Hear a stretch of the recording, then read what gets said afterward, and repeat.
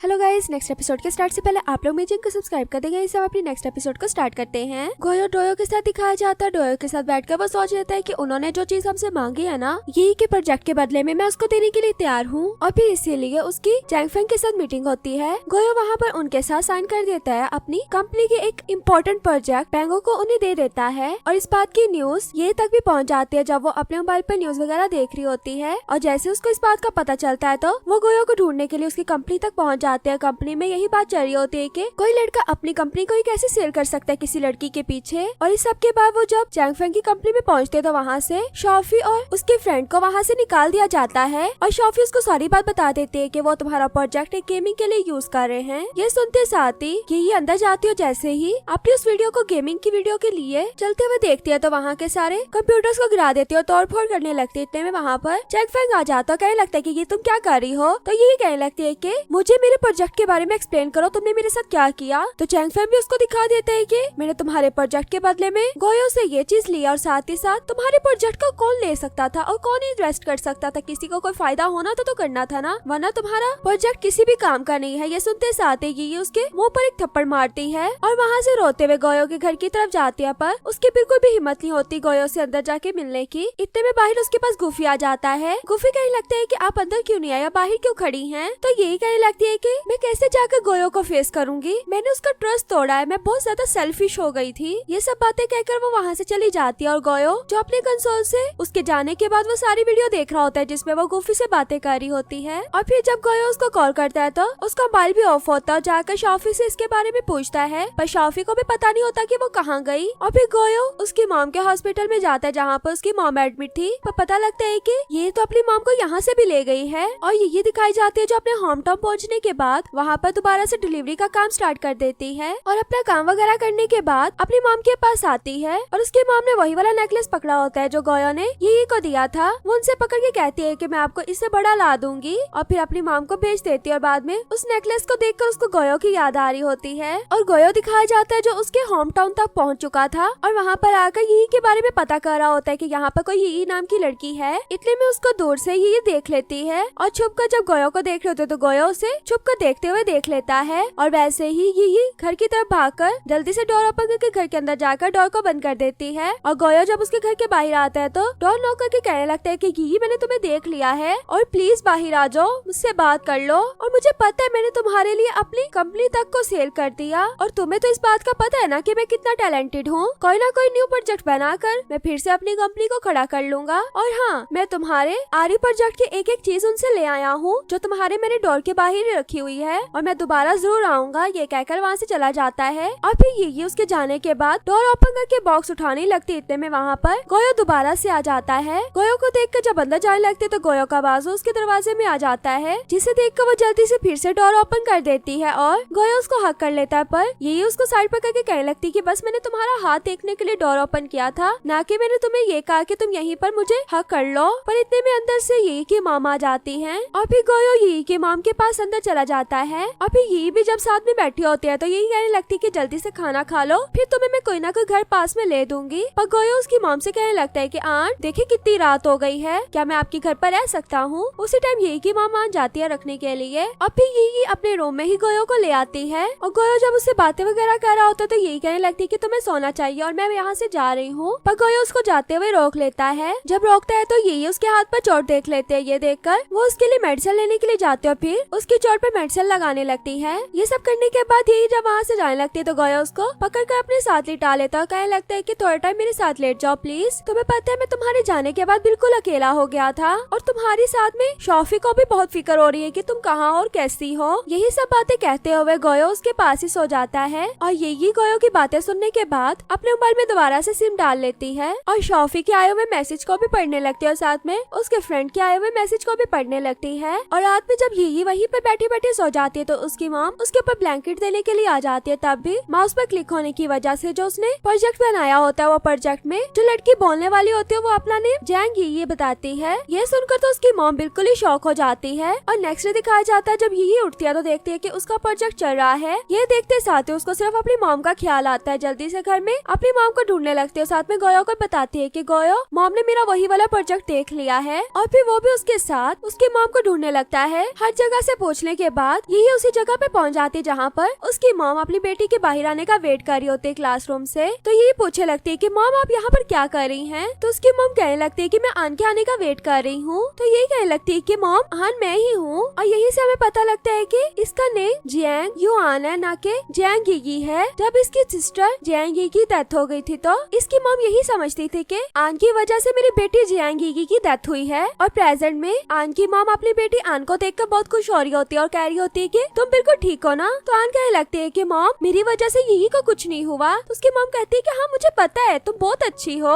यहाँ पर आन को पता लगता है कि मॉम तो उसको भी प्यार करती है। और पीछे से सब कुछ गोयो देख लेता है। जैसे ही रात में यही अपनी मॉम को सुलाने के बाद वापस आती है तो गोयो कहने लगता है कि आज बाहर जाकर बात करते हैं। और बाहर जाकर यही गोयो को सब कुछ बता देते हो। कहने लगती है कि तुमने सुन लिया होगा मेरा रियल नेम तो जियांग युआन है, ना कि जियांग यी। जियांग यी मेरी सिस्टर थी और हार्ट की डिजीज होने की वजह से उसको स्कूल भी नहीं हम भेजते थे, पर फिर भी वो मॉम से छुपकर मुझे कहती थी कि सिस्टर के मैं तुम्हारी जगह पर स्कूल चली जाऊं। और मैंने भी उसको एक दिन भेज दिया। काफी टाइम वो ऐसे जाती रही मेरी जगह पर एक दिन जैसे ही वो स्कूल से वापस आ रही थी तो हार्ट पेशेंट होने की वजह से उसके दिल में कुछ हुआ और वो वहीं पर बेहोश हो गई। पर जब तक मॉम वहाँ पर पहुंची हॉस्पिटल में जियांग यी की डेथ हो चुकी थी। और मॉम हमेशा से समझती रही कि मेरी वजह से ये सब कुछ हुआ है, ना मैं अपनी सिस्टर को भेजती ना उसकी डेथ होती। और फिर मैंने ग्रैंडमा से कहकर अपना नेम चेंज करवा लिया और उसका नेम रख लिया जियांग यी, क्योंकि मुझे लगता था कि जब मॉम यी को देखेंगी तो उनको लगेगा कि वो जिंदा है और वो सुकून में रहेंगी। पर मुझे ये नहीं पता था कि उन्हें मैं भी चाहिए थी।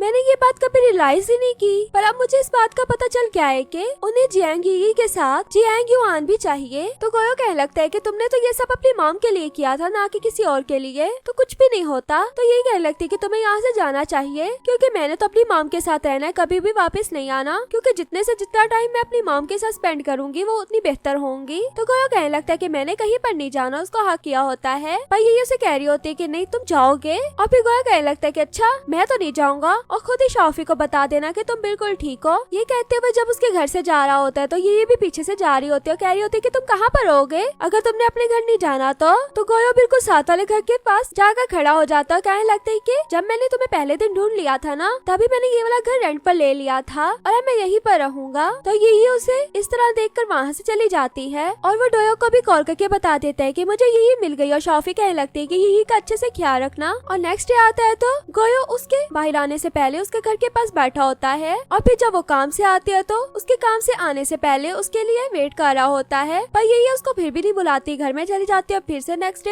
यही रूटीन चलती है। वो पहले उससे आया होता है, फिर वो रात में भी उसका वेट करता है, यही उसको फिर भी नहीं बुलाती। इसी तरह 2-3 दिन चलता रहता है। पर एक दिन गोयो उसके जाने के बाद उसके घर का डोर नॉक करता है और उसके घर में जाकर उसकी मॉम के साथ बैठा होता है। जब यही घर पर आती है तो परेशान हो जाती है कि मॉम का डोर ओपन है। तो जल्दी से जाकर अंदर देखती है तो गोयो पहले से अंदर बैठा होता है और पूछने लगती है कि तुम अंदर कैसे आए। गोयो बताने लगते है कि एक एक्स्ट्रा की थी जो तुम्हारी मॉम के पास थी, उन्होंने मुझे दी और मैंने डोर ओपन कर लिया। तो यही ये बात सुनने के बाद उसको अपने घर से बाहर निकालते हैं। यहीं पर हमारा ये पार्ट भी खत्म हो जाता है। वीडियो अच्छी लगे तो वीडियो को लाइक करना।